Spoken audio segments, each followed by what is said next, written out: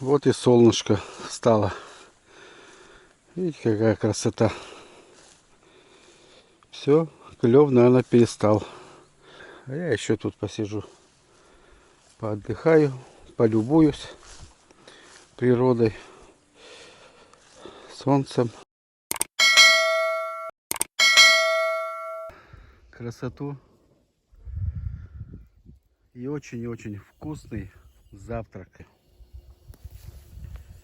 Картошечка жареная, сметанка, огурцы, помидоры, салатик. И все это на природе. Посмотрите, какое небо голубое, какая река, какой обзор, лес красивый. Для вас, любители природы.